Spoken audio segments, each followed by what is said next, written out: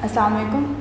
Class 10 biology chapter number 6 पढ़ेंगे आज हम। इसका अगला topic how does the DNA of chromosome work. हमने नीचे क्रोमोसोम का स्ट्रक्चर पढ़ा, डीएनए का स्ट्रक्चर देखा। अब हमने ये देखना है कि क्रोमोसोम जो है वो वर्क किस तरह से करता है, ये वाला टॉपिक। और इसके साथ जो है वो जीनोटाइप और उसके टाइप्स भी देखेंगे। हमारा टॉपिक है how does the DNA of chromosome work. ये वर्क कैसे करता है, प्रिंसिपल कौन सा ये फॉलो करता है, कौन सा मैकेनिज़्म है जो ये फॉलो करके जो है ये काम करता है। डीएनए जो है ये जेनेटिक मटेरियल हम ये पढ़ चुके हैं। जेनेटिक मटेरियल का मतलब है कि इसके अंदर जितनी भी जीन्स हैं वो इसी के ऊपर लोकेट करती हैं। और जीन्स क्या है, वो हेरिडिटरी जो है हेरिडिटरी कोड्स होते हैं, जिनके ऊपर कोड्स लिखा हुआ होता है कि कौन सी प्रोटीन बनेगी और कौन सी ट्रेट जो है वो एक्सप्रेस होगी। इसके अंदर वो सारी की सारी इंस्ट्रक्शंस मौजूद होती हैं, हदायत होती हैं डीएनए के ऊपर कि एक सेल जो है वो कैसे जो अपना फंक्शन परफॉर्म करेगा। तो ये अपना काम कैसे करता है, ये अपना काम करता है प्रोटीन सिंथेसिस करवा के उन इंस्ट्रक्शंस के अकॉर्डिंग ये प्रोटीन बनवाता है। और वो प्रोटीन को फिर जो है वो स्पेसिफिक काम के लिए जो है वो बॉडी में जो है वो जोड़ दिया जाता है। अब वो प्रोटीन जो बनाता है वो स्ट्रक्चरल भी होती है, यानी कुछ प्रोटीन्स हैं हमारे अंदर जो स्ट्रक्चरल रोल प्ले करती हैं, यानी कि जो मुख्तलिफ ऑर्गन्स का हिस्सा बन जाती हैं। और कुछ जो हैं वो फंक्शनल रोल भी प्ले करती हैं।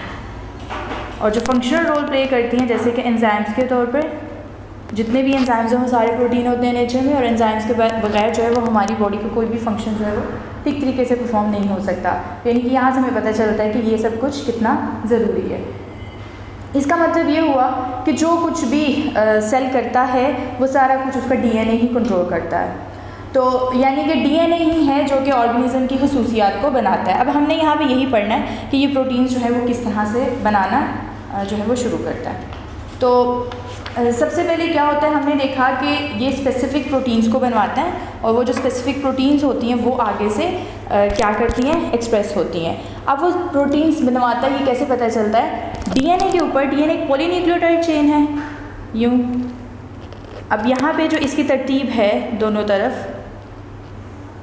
ये दोनों कॉम्प्लीमेंट्री हैं, एक जैसे हैं, बस उल्टे होते हैं। और सेम दोनों स्ट्रैंड जो है वो सेम टाइप की जो जीन्स हैं उनको कोड करते हैं। तो यहाँ पे जो जीन न्यूक्लियोटाइड्स की जो सीक्वेंस होती है, फॉर एग्ज़ाम्पल ये एक सीक्वेंस है, तो इसकी ये कोड करती है अमाइनो एसिड की सीक्वेंस को। अमाइनो एसिड्स क्या होते हैं, अमाइनो एसिड्स होते हैं ये बिल्डिंग ब्लॉक्स हैं प्रोटीन के। प्रोटीन जो है ये अमाइनो एसिड से मिलके बनती है। जो 3 न्यूक्लियोटाइड्स होते हैं, 3 न्यूक्लियोटाइड्स, ये एक अमाइनो एसिड को कोड करते हैं। और इस तरह से फिर अगले 3 न्यूक्लियोटाइड अगली अमाइनो एसिड को कोड करते हैं। और इस तरह से ये सारी एक अमाइनो एसिड के बाद दूसरी तीसरी करके हमें ये बात पता चलती है। सबसे पहले ये जांचा जाता है कि यहाँ पे कितने टाइप के अमाइनो एसिड और कौन कौन सा लगा हुआ है। वही ये बात ये डिसाइड करेगी कि जो है प्रोटीन जो है वो कौन सी बनेगी। अब इसके लिए सबसे पहले क्या किया जाता है, सबसे पहले जो डीएनए की के ऊपर जो जीन मौजूद है उसकी कॉपी बनाई जाती है। उसकी कॉपी कैसे, यहाँ पे स्पेसिफिक एंजाइम्स आके अटैच होते हैं। वो यहाँ पे जज करने लगते हैं, पढ़ने लगते हैं कि यहाँ पे कौन कौन से अमाइनो एसिड जो हैं वो अटैच हैं, कौन कौन से न्यूक्लियोटाइड पहले अटैच हैं। उस न्यूक्लियोटाइड की तरह का एक ऑपोजिट स्ट्रैंड वो बनाएंगे जिसको हम बोलते हैं आरएनए। यानी डीएनए की एक स्ट्रैंड की कॉपी बनाई जाएगी जिसको बोलते हैं आरएनए। और आरएनए के आगे से 3 टाइप्स होती हैं, मैसेंजर आरएनए, ट्रांसफ़र आरएनए और राइबोसोमल आरएनए। तो जो ये बनाएगी वो मैसेंजर आरएनए होगी, यानी कि ये मैसेज लेके आई है कि यहाँ पे जो है वो कौन कौन से न्यूक्लियोटाइड्स जो है वो अटैच हैं। यहाँ तक इस प्रोसेस को बोला जाता है ट्रांसक्रिप्शन। ट्रांसक्रिप्शन में क्या किया जाता है, कॉपी किया जाता है डीएनए के एक स्ट्रैंड को, जहाँ पे स्पेसिफिक जीन जो है वो मौजूद होती है, उसका ऑपोजिट उसी की तरह का एक स्ट्रैंड जो है वो बनाया जाता है, यानी आरएनए बनाई जाती है, मैसेंजर आरएनए। अब ये मैसेंजर आरएनए क्या करेगी, इसके अंदर अब ये एक स्ट्रैंड बना दिया इसने यूँ, इसकी बिल्कुल कॉपी। जो न्यूक्लियोटाइड्स यहाँ थे वही न्यूक्लियोटाइड्स इसने यहाँ पे इकट्ठे करवा लिए। अब ये जो स्ट्रैंड है ये जाएगा राइबोसोम्स के पास, राइबोसोम जो है इस सेल के अंदर छोटे छोटे से दानेदार ग्रेनुलर स्ट्रक्चर्स मौजूद होते हैं सेल के अंदर। अब यहाँ पे जाके ये उसको डिकोड करेगा, ये जो मैसेज लेके आया है इसको डिकोड किया जाएगा और इसको डिकोड करके बिल्कुल इसी तरह के ये अमाइनो एसिड्स को इकट्ठा करवा के प्रोटीन को बनवा लेगा, प्रोटीन सिंथेसिस करवा लेगा।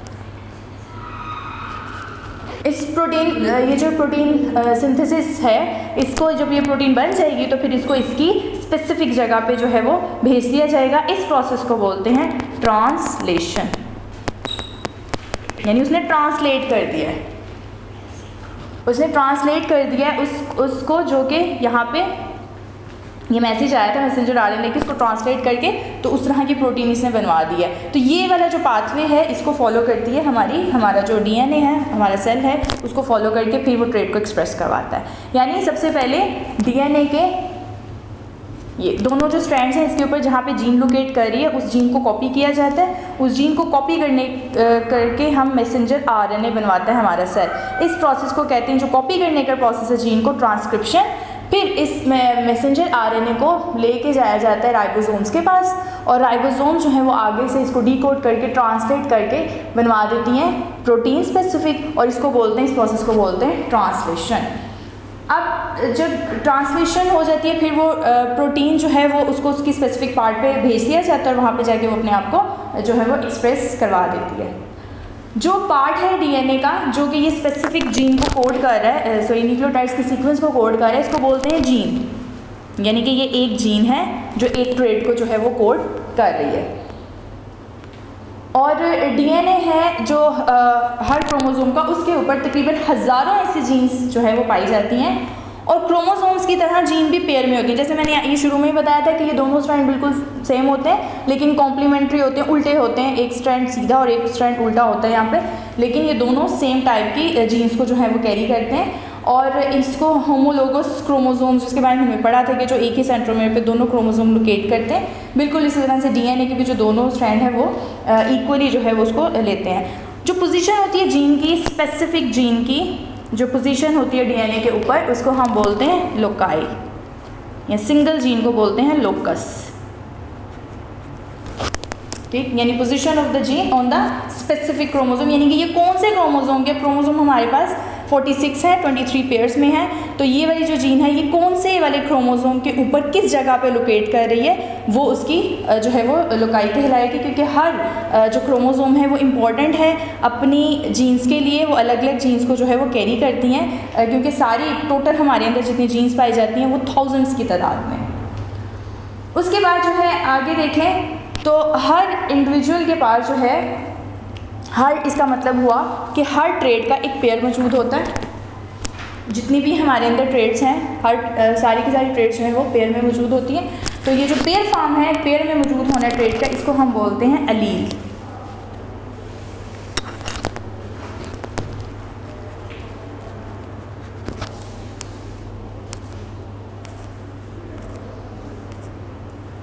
तो हर जीन जो है वो डिटरमाइन करती है पर्टिकुलर ट्रेड को ऑर्गेनिजम्स के अंदर। हर ऑर्गेनिज्म के अंदर कम से कम हर ट्रेड का जो है वो एक पेयर मौजूद होता है। तो हम अपनी आसानी के लिए जो है ना इन पेयर्स को अल्फ़ाबेटिकली नाम दे देते हैं, ABC में हम इसको डोनेट करते हैं। और जो दोनों बोथ मेंबर्स हैं जो जीन पेयर के, वो सेम भी हो सकते हैं और अलग भी हो सकते हैं। यानी फॉर एग्ज़ाम्पल एक जीन है हमारे पास और उसके दो सूरत हाल है। जैसे अब हमारे अंदर सूरत हाल पाई जाती है, फॉर एग्ज़ाम्पल अगर हाइट ले लें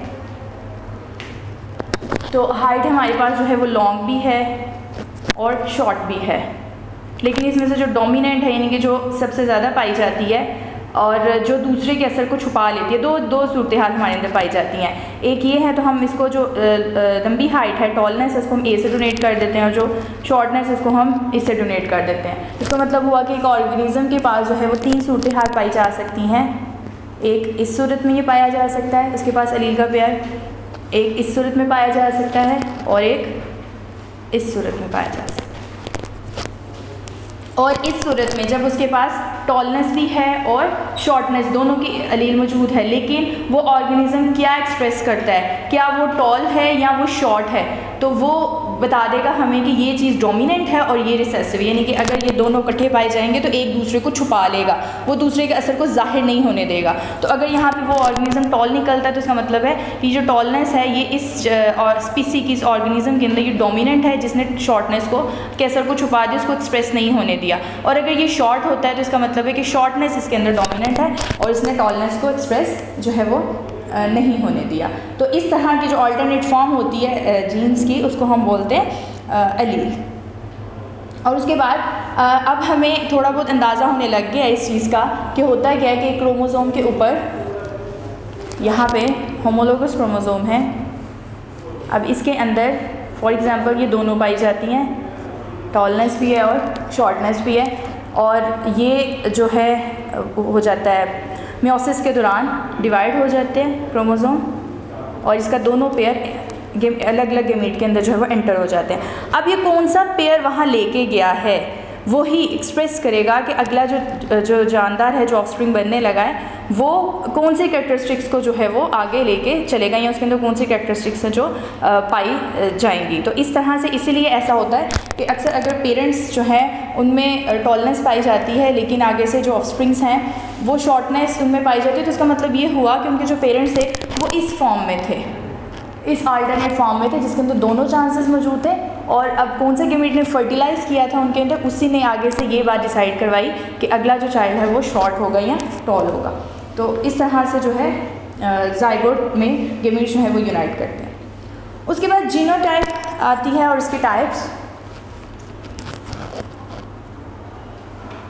जीनोटाइप किसको कहते हैं? ये जो एलीलिक फॉर्म है ऑर्गेनिज्म की कि वो होमोजाइगस है या हेट्रोजाइगस। अब ये क्या हो गई हैं दो नई चीज़ें।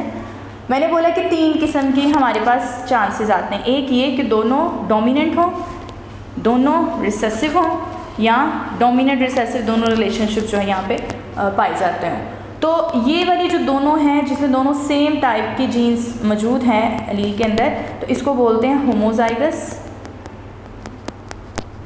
और ये जिसके अंदर जो है वो डिफरेंट पाई जाती है इसको बोलते हैं हेट्रोजाइगस। और हेट्रोजाइगस कंडीशन के अंदर ही हमें पता चलता है कि स्पीसी के अंदर कौन सी वाली जो जीन है वो जो डोमिनेंट है और कौन सी जो है वो रिसेसिव है। अब ये अगर इस फॉर्म में है तो ऑब्वियसली उसने टॉल ही होना है, अगर इस फॉर्म में है तो ऑब्वियसली उसने शॉर्ट ही होना है। लेकिन अगर वो इस फॉर्म में है तो कौन सी ट्रेट को एक्सप्रेस करवाएगा? अगर वो शॉर्टनेस को एक्सप्रेस करवाता है तो वो डोमिनेंट है, और अगर वो टॉलनेस को एक्सप्रेस करवाता है तो वो जो है इसमें डोमिनेंट होगी। तो ये इसकी जो है वो किसी भी ऑर्गेनिज्म की जो जेनेटिक हालत होती है उस ट्रेट की इस तरह से कि वो कौन सी एलीलिक फॉर्म में पाया जाता है, ये उसकी जीनोटाइप कहलाती है।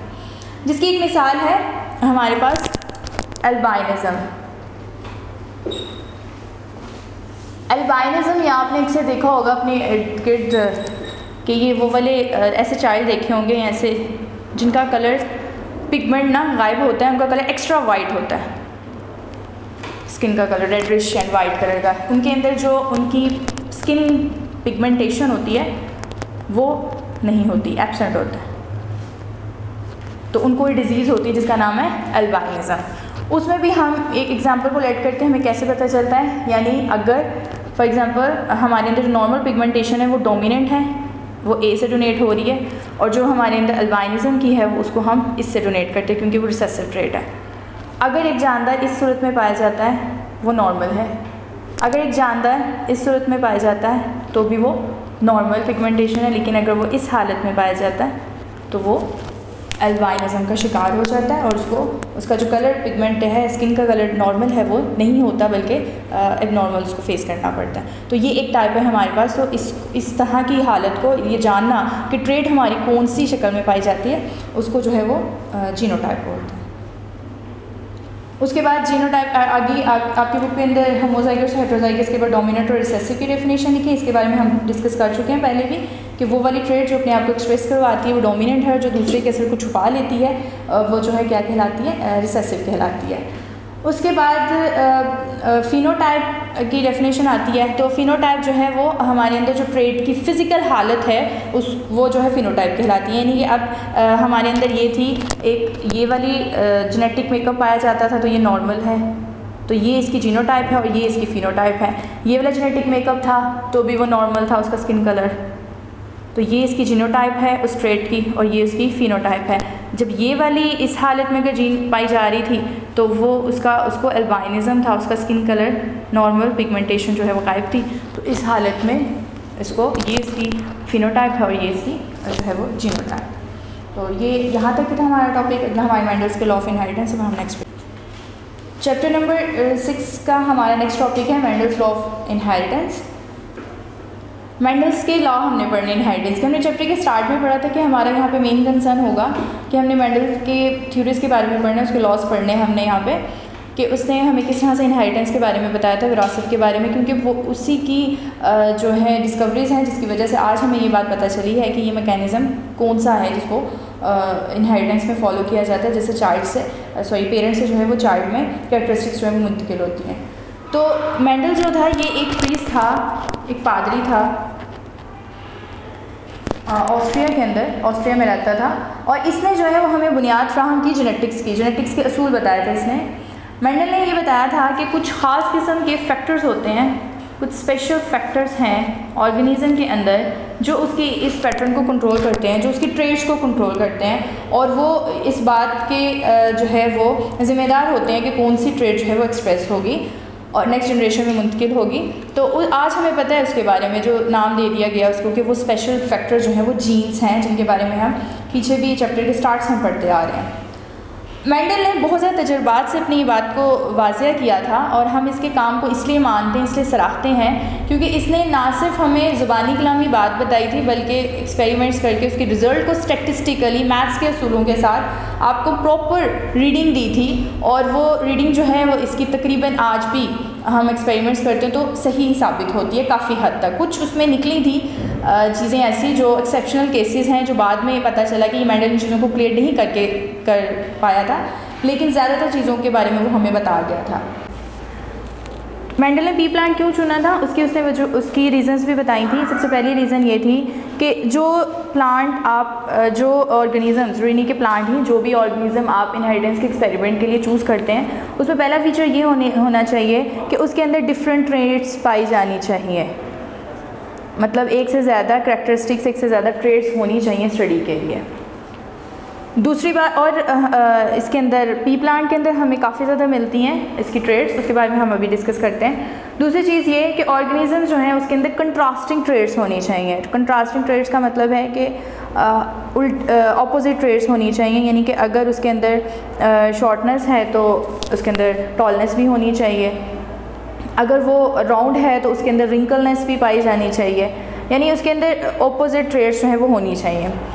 तीसरी चीज़ थी कि ऑर्गेनिज़म जो है अगर तो वो प्लांट है तो वो सेल्फ फर्टिलाइज़ कर सकता हो, लेकिन सेल्फ फर्टिलाइज्ड ही करता हो, लेकिन उसके अंदर जो है वो क्रॉस फर्टिलाइजेशन भी पॉसिबल होनी चाहिए ताकि हम उसको करवा के उसके रिज़ल्ट्स चेक कर सकें। तो तीसरा पॉइंट ये था कि क्रॉस फर्टिलाइजेशन भी होनी चाहिए और चौथा ये है कि ऑर्गेनिज़म का जो लाइफ स्पेन है वो बहुत छोटा हो, यानी आपको रिजल्ट्स बड़ी जल्दी दे दें, ये ना हो कि आपको बहुत लंबा चौड़ा इंतज़ार करना पड़े तो फिर आप जो है वो उसको कंडक्ट नहीं करवा सकते। तो ये सारी की सारी जो फ़ीचर हैं ये हमें पी प्लांट के अंदर उसको मिल गए थे मेंडल को, इसलिए उसने जो है इसको चुना था। जैसे कि पी प्लांट के अंदर जो है वो हमें आपकी बुक में भी मेंशन है, उन्होंने कैरेक्टरिस्टिक्स बताई हुई हैं, ये हमें बहुत ज़्यादा इसमें मिलती हैं। ये इसका जो सीड है वो राउंड है तो उसमें रिंकल सीड भी पाया जाता है। अगर इसके जो येलो कलर है तो दूसरा इसकी सीड में ग्रीन कलर पाया जाता है। इसके कलर फ्लावर के कलर्स में भी पर्पल भी हैं और वाइट भी पाए जाते हैं। फिर इसके जो पॉड है ये इन्फ्लेटेड भी पाया जाता है, ये स्मूथ भी है और कंस्ट्रिक्टेड भी पाया जाता है। और दूसरा ये ग्रीन भी है और येलो भी है। इसके अरेंजमेंट पोजीशन है जो फ्लावर की वो एक्सियल भी पाई जाती है और टर्मिनल भी पाई जाती है, यानी दरमियान में भी हैं और टिप्स पे भी पाए जाते हैं। शूट इसकी लॉन्ग भी है और शॉर्ट भी है, यानी कि इसके अंदर एक तो मल्टीपल ट्रेड्स भी पाई जाती हैं और दूसरा जो है कंट्रास्टिंग ट्रेड्स भी पाई जाती हैं, वो कंट्रास्टिंग भी है, इसलिए जो है इसने पी प्लांट को जो है वो चुना था। अच्छा, ये सारी की सारी फीचर्स इसके अंदर मौजूद थे, इसीलिए जो है ये अपने काम में जो है वो सिलेक्ट हुआ, क्योंकि इसकी सबसे बड़ी सिलेक्शन की जो कामयाबी की वजह थी वो एक ये भी थी कि इसने जो है मुनासिब ऑर्गेनिज़म को जो है वो सिलेक्ट किया था अपने एक्सपेरिमेंट के लिए। अब इसने दो किस्म के एक्सपेरिमेंट्स किए थे, दो किस्म के लॉज पेश किए थे, एक्सपेरिमेंट उसने बेतहाशा किए थे। पहला था Mendel's law of segregation, Mendel का लॉ ऑफ सेग्रीगेशन।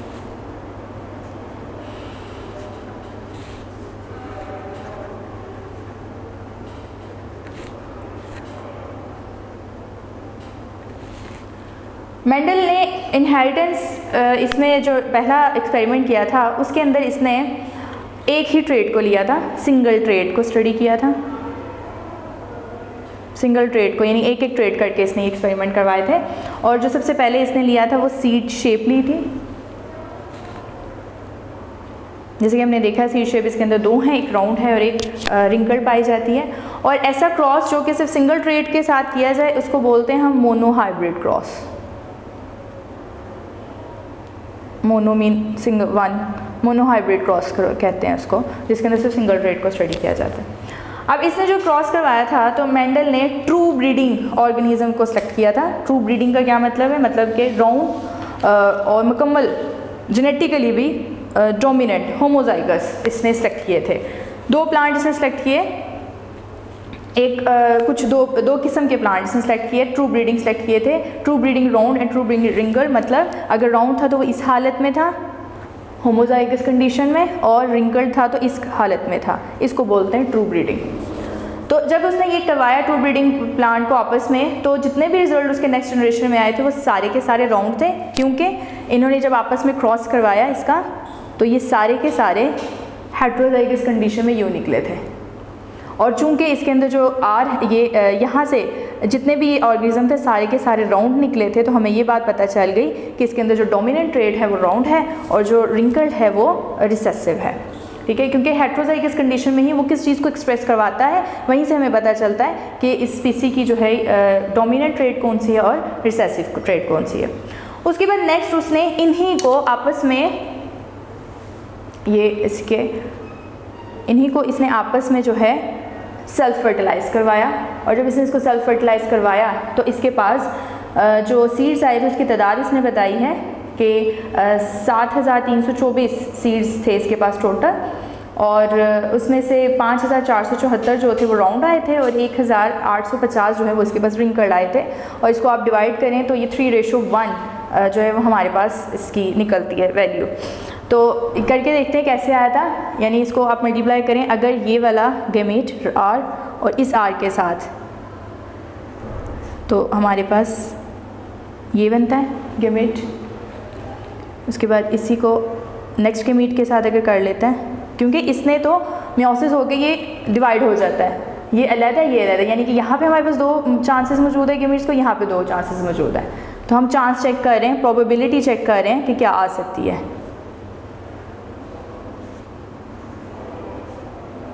तो ये हमारे पास क्या है, तीनों राउंड, और ये एक हमारे पास आया रिसेसिव।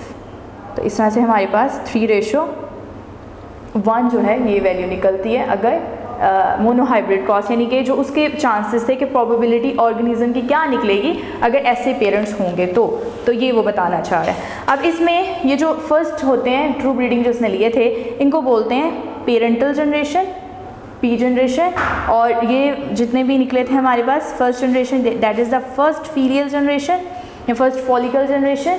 और उसके बाद ये जो फर्स्ट फॉलिकल जनरेशन आपस में इन्होंने क्रॉस करवाया, तो जो सेकेंड वन जनरेशन है ये कहलाएगी F2 जनरेशन, फॉलिकल 2 जनरेशन। तो इससे फिर उसके बाद इसी तरह से उसने दोबारा एक और क्रॉस करवाया था, जिसके अंदर उसने शॉर्टनेस और टॉलनेस को लिया था, लेकिन लिया उसने सिंगल ट्रेट को ही था। ये जो उसका पहला लॉ है जिसके अंदर मेंडल्स लॉ ऑफ सेग्रीगेशन, इसके अंदर उसने सिंगल ट्रेट को ही, ये है ही मोनोहाइब्रिड क्रॉस। तो जो नेक्स्ट क्रॉस उसने करवाया था वो उसने देखा टॉलनेस और शॉर्टनेस का, यानी उसने दोबारा से दो ट्रू ब्रीडर्स लिए, एक टॉल और एक शॉर्ट, और जब उनका आपस में क्रॉस करवाया तो अगेन उसके पास सारी हेट्रोजाइगस आए, और फिर जब उन्होंने उसका आपस में क्रॉस करवाया तो दोबारा से उसके पास वही वाली प्रोबेबिलिटी आई जो पहले थी 3:1 की। तो मेंडल ने क्या इससे कंक्लूड किया, क्या नतीजा निकाला, उसने यहाँ पे ये बात बोली कि हर फैक्टर को जो है वो अलग जीन्स कंट्रोल करते हैं, यानी कुछ ख़ास किस्म के फैक्टर्स हैं जो कि इसको कंट्रोल करते हैं। हर ऑर्गेनिज़म के अंदर वो फैक्टर्स पेयर में पाए जाते हैं, पेयर्स में पाए जाते हैं, और कौन सा जो है वो जो पेयर जो है वो अलग हो जाते हैं जब गेमीट फॉर्मेशन होती है। जब गेमीट्स बनते हैं तो वो पेयर अलग हो जाते हैं, और नेक्स्ट जनरेशन में कौन सी ट्रेट एक्सप्रेस होगी ये डिपेंड करता है कि कौन सा गेमीट जो है वो फर्टिलाइज करता है। तो इस लॉ को उसने नाम दिया था लॉ ऑफ सेग्रीगेशन। इसके बाद अगला जो लॉ था उसका मेंडल का, उसने नेक्स्ट जो क्रॉस करवाया Mendel's law of independent assortment.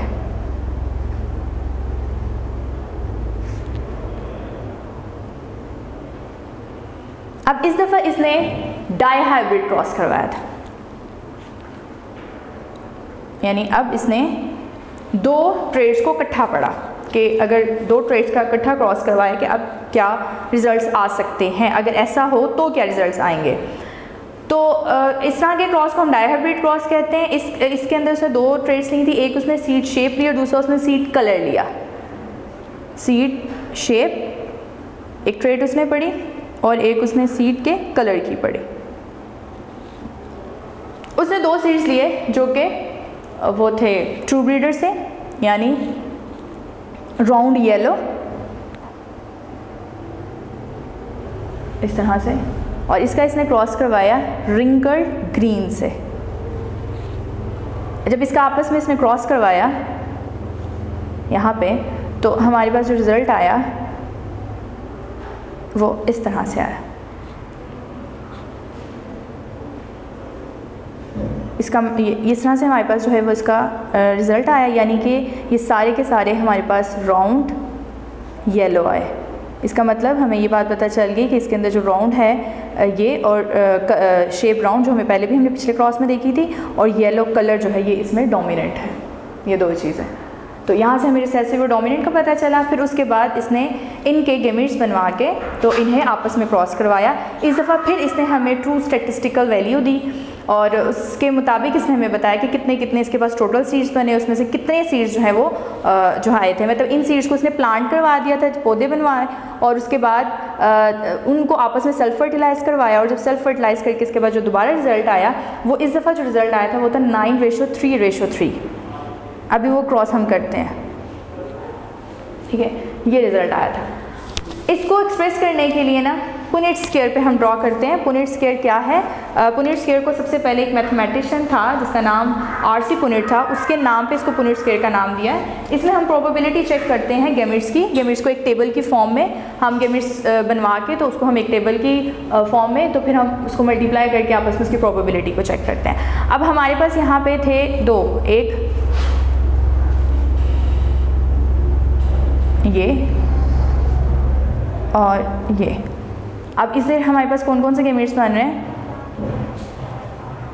R Y ये बन सकते हैं, ये इसी तरह से ये चार गेमिट्स इधर भी हमारे पास यही बनेंगे।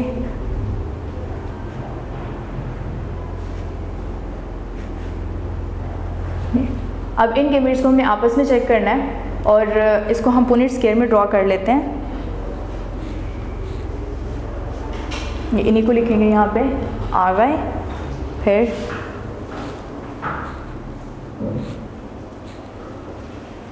उसके बाद और फिर ये।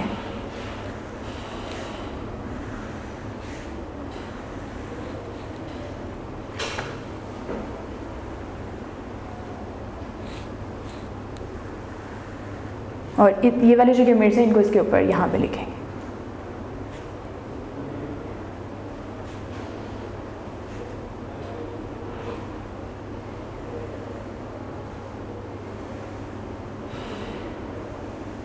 अब इनको मल्टीप्लाई करके इनकी प्रोबेबिलिटी चेक करेंगे।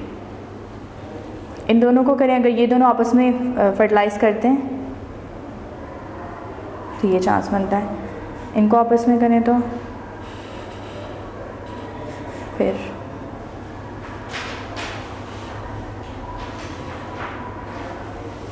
इसी तरह से इनको इस आर वाई को सबके साथ मल्टीप्लाई करेंगे।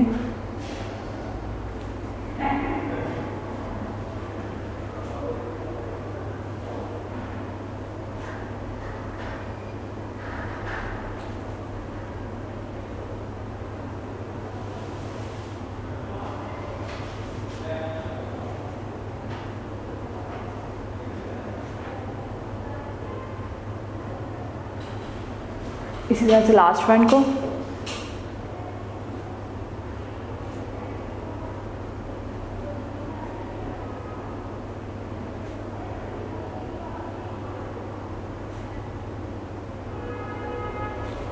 अब चेक कर लेते हैं ये हमारे पास कॉम्बिनेशन है, ये कौन कौन से बन रहे हैं। ये जो फर्स्ट वन है आर, दोनों कैपिटल, यानी कि ये राउंड है, और दोनों हमारे पास ये भी दोनों होमोजाइगस कंडीशन में वाए, यानी कि ये येलो है, यानी ये जो सीड है ये राउंड येलो होगा। इसके बारे में ये भी राउंड है और ये हेट्रोजाइगस में, लेकिन वाई डोमिनेंट है तो ये भी राउंड येलो होगा। इसके बारे में चेक कर लें, ये भी राउंड येलो होगा। इसके बारे में ये भी राउंड येलो है। इस तरह से नीचे ये भी हमारे पास राउंड येलो होगा। ये हमारे पास राउंड एंड रिंकल्ड होगा।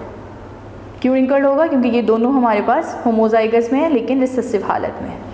इस तरह से ये भी round yellow, again round wrinkled, उसके बाद फिर राउंड येलो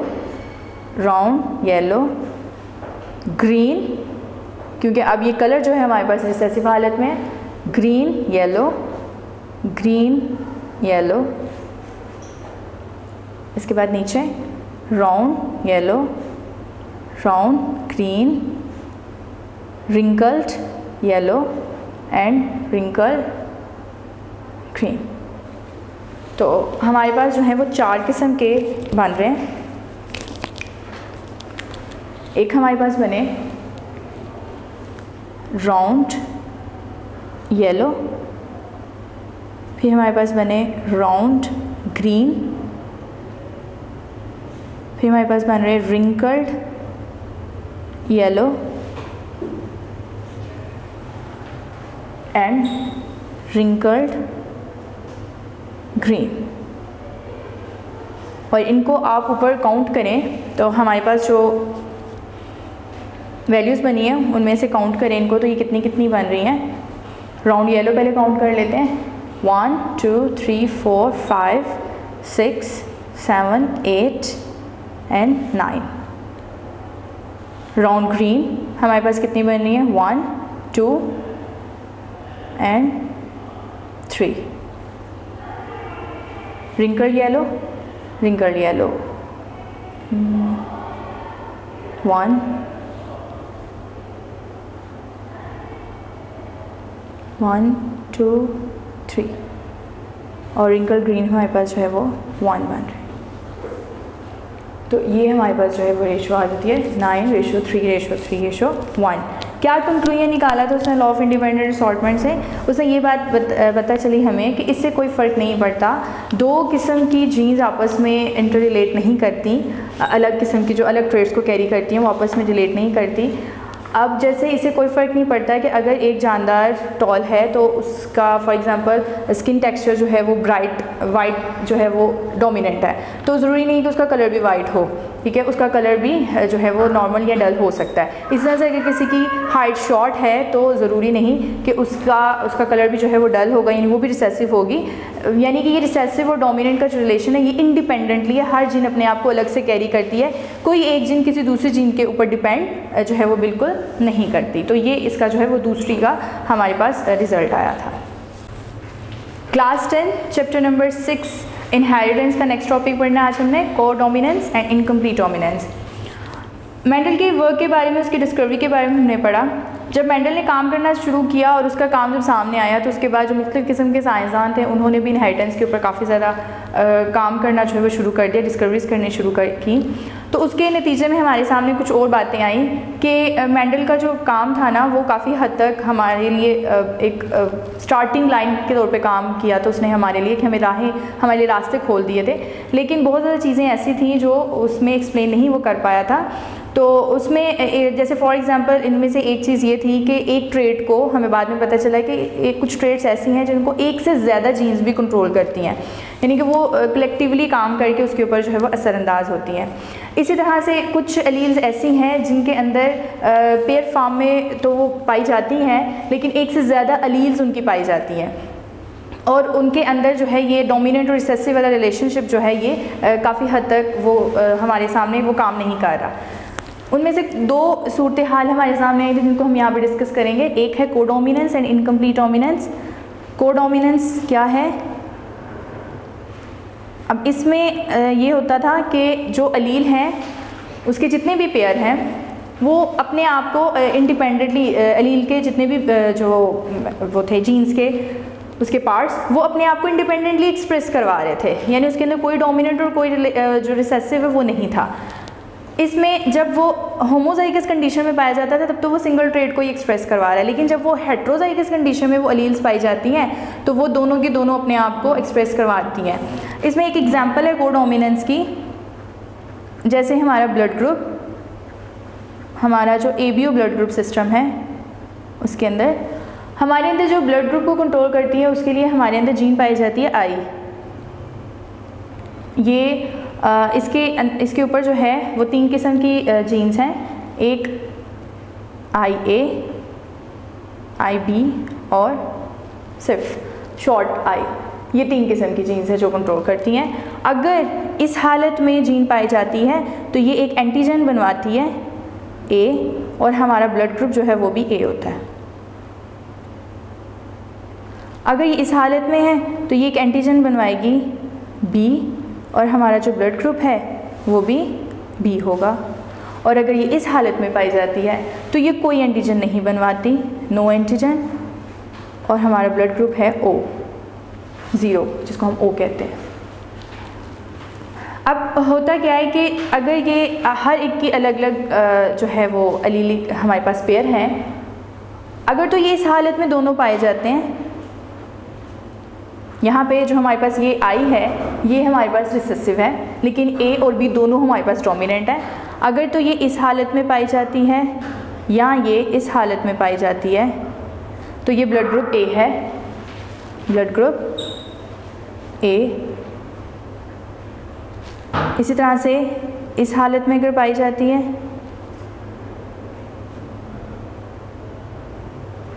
तो ये हमारे ब्लड ग्रुप B है, और अगर इस हालत में पाई जाती है तो ये ब्लड ग्रुप O है। लेकिन अगर ये दोनों आ जाती हैं यानी A और B तो ब्लड ग्रुप जो है वो हमारा कहलाता है AB, यानी इसके अंदर A और B दोनों एंटीजन अपने आप को एक्सप्रेस करवा देती हैं। इस तरह की जो सिचुएशन इसको हम बोलते हैं कोडोमिनेंस, और ये जो है एक एक्सेप्शनल केसेस हैं जो कि मेंडल के लॉ को फॉलो नहीं करते। इसी तरह से हमारे पास कुछ ऐसे सीन भी आए थे इनकम्प्लीट डोमिनेंस में जिसके अंदर हेट्रोजाइगस कंडीशन में हमारे पास जैसे पहले दोनों ने अपने आप को एक्सप्रेस कर दिया तो यहाँ पे भी दोनों अपनी कोशिश करती हैं अपने आप को एक्सप्रेस करवाने की, लेकिन उसके नतीजे में हमारे पास एक नई किस्म की जो है ट्रेड सामने आ जाती है। इनकम्प्लीट डोमिनेंस में बोथ जीन्स या both pairs of allele try to dominate होने की कोशिश करते हैं और रिज़ल्ट में मिक्सचर क्रिएट हो जाते हैं और एक न्यू ट्रेड जो है वो सामने आ जाती है। इसके लिए हमारे पास एक एग्जांपल है फोरोक्लार्क प्लांट की। फ्लावर है, इसके अंदर हमारे पास 2 किस्म की जो है वो कलर पाए जाते हैं फ्लावर में, रेड एंड वाइट। ठीक है, 2 किस्म के कलर्स इसमें पाए जाते हैं और हम जो है वो वैसे इसमें डोमिनेंट और रिसेसिव नहीं है, दोनों इक्वली पाए जाते हैं, लेकिन हम इसको जो है वो R और इसको हम शॉर्ट से इसे एक्सप्रेस करते हैं। तो जब ये इस हालत में हो, इसकी जीनोटाइप देखी गई हमने प्लांट के अंदर तो उन सब का कलर रेड था, जिनकी इस हालत में जीनोटाइप मौजूद थी उन सब का कलर जो है वो वाइट था। लेकिन जब ये इस कंडीशन में थे तो इनका कलर पिंक था, यानी रेड और वाइट का मिक्सचर। तो ये अभी तक काफ़ी देर तक समझ नहीं आई थी कि ये पिंक कलर जो है वो क्यों देते हैं, क्योंकि ऐसी कोई स्पेसिफिक इसके अंदर जीन्स तो नहीं पाई जाती, लेकिन ये जो है वो मिक्स हो जाती है, मिक्सचर क्रिएट कर देती हैं और दोनों का एक मिक्सचर सामने आ जाता है। इस तरह की जो डोमिनेंस उसको हम बोलते हैं इनकम्प्लीट डोमिनेंस, जिसमें दोनों ने कोशिश की डोमिनेट होने की लेकिन कोई भी डोमिनेट नहीं हो सका, बल्कि एक नई जीन जो है वो हमारे सामने जो है वो आ जाती है। क्लास 10 चैप्टर नंबर 6 का नेक्स्ट टॉपिक है वेरिएशन एंड एवोल्यूशन। वेरिएशन कहते हैं तब्दीली को, वैरायटी को, और एवोल्यूशन जो है वो ऐसी वैरायटी जो पूरी स्पीसी के अंदर सेम हो जाए और लास्ट मेंबर भी ऐसा ना बचे जो पुरानी कैरेक्टरिस्टिक्स को रखता था, बल्कि सारे के सारे चेंज हो जाएं, पूरी पॉपुलेशन चेंज हो जाए, तो फिर हम उसको बोलते हैं एवोल्यूशन। एवोल्यूशन जो है ये ऐसा चेंज नहीं है, दोनों चेंज को ही जाहिर कर रहे हैं, वेरिएशन भी और एवोल्यूशन भी, बट एवोल्यूशन इस तरह का चेंज नहीं है कि जो सिंगल स्पीसी के अंदर एक्सप्रेस होगा, बल्कि ये पूरी की पूरी पॉपुलेशन के अंदर जब तक एक्सप्रेस नहीं होता तब तक ये एवोल्यूशन नहीं कहलाती। पिछला चैप्टर जब हमने पढ़ा था रिप्रोडक्शन का, तो उसके अंदर हमने ये पढ़ा कि सेक्सुअल रिप्रोडक्शन के नतीजे में वेरिएशंस आती हैं जो कि नेक्स्ट जनरेशन में आती हैं। कोई भी दो ऐसे जानदार जो डिफरेंट फर्टिलाइजेशन के नतीजे में आए हों, अलग अलग फर्टिलाइजेशन हो, तो वो जेनेटिकली कभी भी सेम नहीं होते, अलग होते हैं एक दूसरे से। तो ये सोर्स है जो ये वेरिएशन है, ये कैसे आती है जानदार के अंदर, यानी एक ही स्पीसी के सारे मेंबर एक दूसरे से मुख्तलिफ होते हैं, बल्कि यहाँ तक कि एक ही जो पेरेंट्स हैं उनके बच्चे आपस में एक दूसरे से बिल्कुल मुख्तलिफ होते हैं। तो ये वेरिएशन जो है वो कैसे आती है, इस वेरिएशन में वो आपको बुक में कुछ पॉइंट्स बता रहा है कि कुछ चीज़ें हैं जो ये वेरिएशन की जो है वो वजह बनते हैं। पहला है जेनेटिक रिकॉम्बिनेशन। ये कब होता है, आपको याद हो तो मियोसिस हमने पढ़ा था, मियोसिस के बारे में। मियोसिस का इनहेरिटेंस से बहुत गहरा ताल्लुक है, मियोसिस को समझना आपके लिए बहुत ज़रूरी है for to understand the pattern of inheritance, inheritance का पैटर्न समझने के लिए। तो जब मियोसिस होती है तो उसमें क्रॉसिंग ओवर होती है, और क्रॉसिंग ओवर के नतीजे में दो नॉन होमोलोगस क्रोमोसोम के दरमियान चेंज हो जाता है।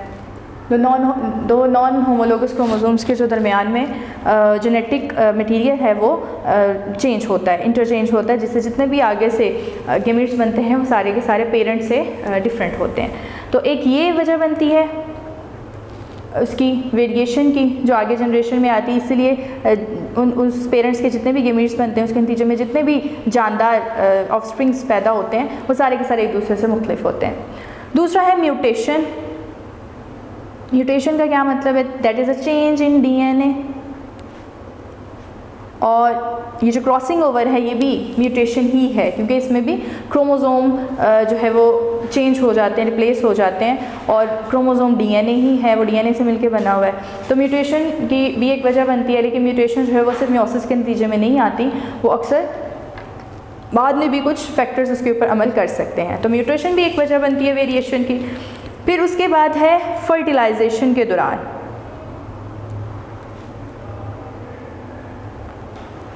जब फर्टिलाइजेशन होती है तो हम लोगों ने रिप्रोडक्शन वाले चैप्टर में हमने पढ़ा था कि जब गेमीट फॉर्मेशन होती है तो जो मेल हैं उनके अंदर तकरीबन थाउजेंड्स की तादाद में स्पर्म्स बनते हैं, यानी उनके जितने भी सेल गेमीट्स फॉर्मेशन में एंटर होते हैं वो सारे के सारे गेमीट्स बनाते हैं, और फीमेल के अंदर ओव्यूलेशन के पीरियड में सिर्फ सिंगल एग बनता है।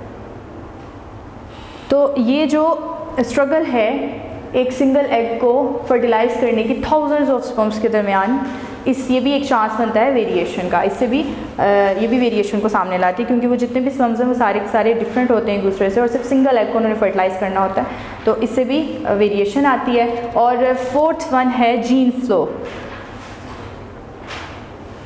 यानी जीन्स को एक पॉपुलेशन से दूसरी पॉपुलेशन में ले जाना, ट्रेड को, तो उससे भी जो है वो जीन फ्लो। इसकी एक एग्जांपल जो है वो इंटर मैरिज भी है विद इन डिफरेंट कंट्रीज़, यानी पाकिस्तान से कोई बैरूनी मुल्क जाके वहाँ पे सेटल होता है, वहाँ पे शादी करता है, तो उसके जो ऑफस्प्रिंग्स है वो भी आगे से जो है इसकी एक किस्म है कि वो जीन फ्लो करेगी एक पॉपुलेशन से दूसरी पॉपुलेशन में।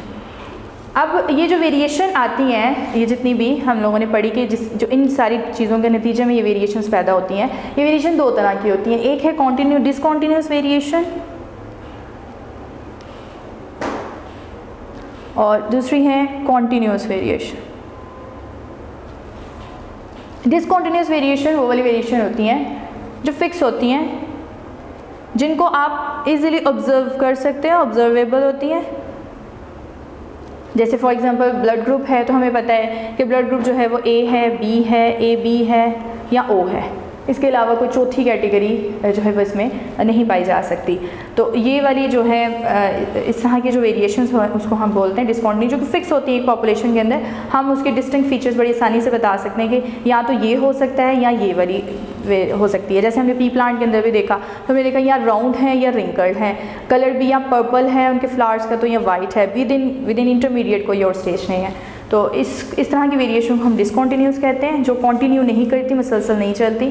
कॉन्टिन्यूस वेरिएशन में बहुत वैरायटी है। इसके अंदर आप पीक बता सकते हैं कि सबसे जैसे फॉर एग्जांपल हम टॉलनेस की बात कर लेते हैं ह्यूमंस के अंदर, तो सबसे ज़्यादा लंबा इंसान कौन सा ये आप बता सकते हैं, सबसे छोटा कौन सा ये बता सकते हैं, लेकिन उसके दरमियान में कितनी ज़्यादा वैरायटी है ये हम काउंट नहीं कर सकते। तो इस तरह की वेरिएशन को हम कॉन्टिन्यूस वेरिएशन कहते हैं। ह्यूमंस के अंदर स्किन कलर में भी कितनी वेरिएशन बनती है, इसमें भी आप फेयरनेस और डार्क इनके दरमियान में पीक बता सकते हैं, लेकिन दरमियान में कितनी ज़्यादा वेरिएशन है नहीं बता सकते। वेट में बहुत ज़्यादा वेरिएशन है। तो इस तरह की जितनी भी ट्रेड्स हैं ये सारी क्या कहलाती हैं, कॉन्टिन्यूस वेरिएशन। उसके बाद अब आहिस्ते से हम एवोल्यूशन की तरफ आ रहे हैं कि मैंने बात की पहले कि वेरिएशन की वजह से ही एवोल्यूशन आती है। वेरिएशन लीड्स टू एवोल्यूशन, के वेरिएशन की वजह से जो है वो एवोल्यूशन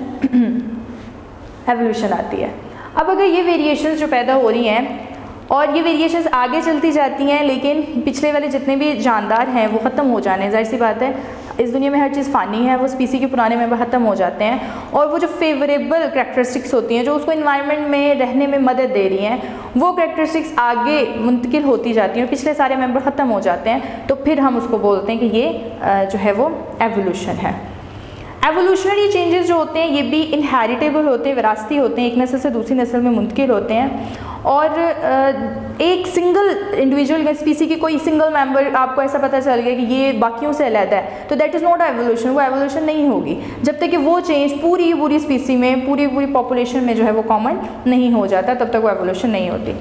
तो एवोल्यूशन जो है ऑर्गेनिक एवोल्यूशन के अंदर दो मेजर प्रोसेस आते हैं। एक ये कि उस ट्रेट का एक ऑर्गेनिज्म से दूसरे ऑर्गेनिज्म में ओवर टाइम वक्त के साथ साथ मुंतकिल होते जाना, यानी कि एवोल्यूशन को 10-12 साल में सामने नहीं आ जाती, इसमें बहुत साल लग जाते हैं। और दूसरा ये है कि या तो एक ही सिंगल टाइप का जो ऑर्गेनिज्म है उसने आगे से मुख्तलिफ़ किस्म के जानदार पैदा कर दिए और वो फिर वो आगे से अपनी नस्ल बढ़ाते जा रहे हैं। तो ये दोनों प्रोसेस जो है वो एवोल्यूशन को तक हमें पहुँचाते हैं।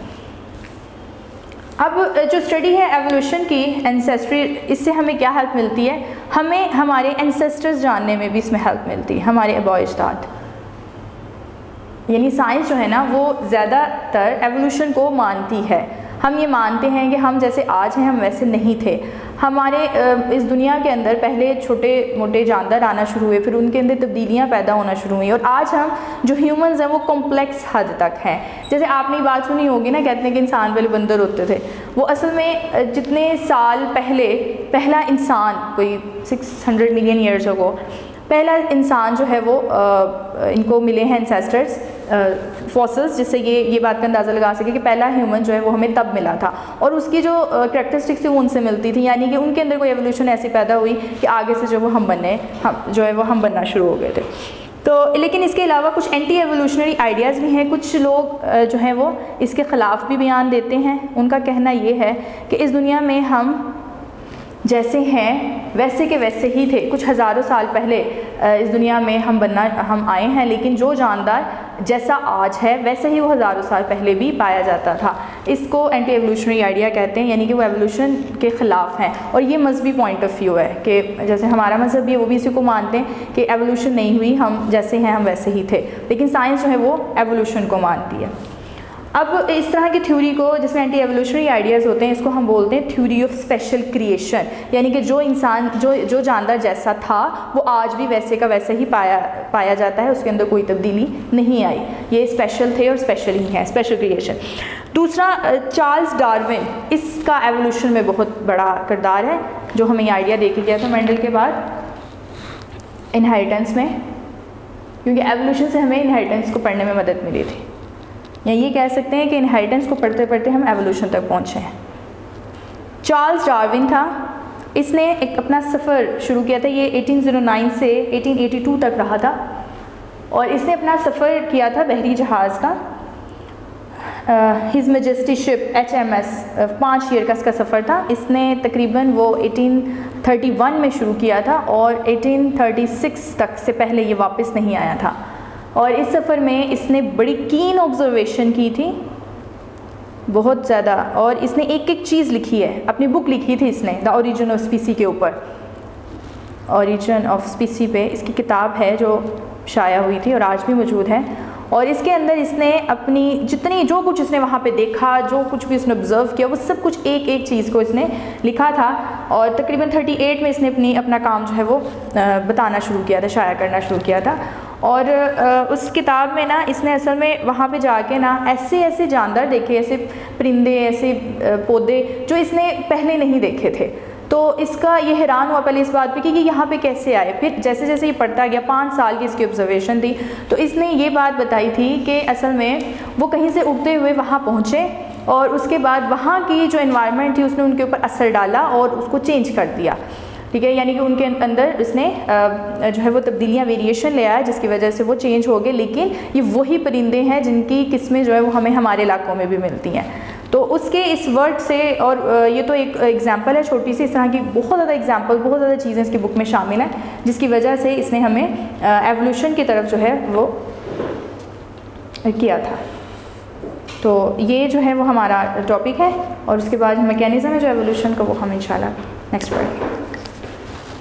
कल वीडियो पसंद आई तो लाइक करें, अपनी राय कमेंट करें। ऐसे ही मजीद वीडियोस के लिए हमारा चैनल सब्सक्राइब करें और बेल का आइकन दबाएं ताकि आपको हर वीडियो का नोटिफिकेशन मिलता रहे।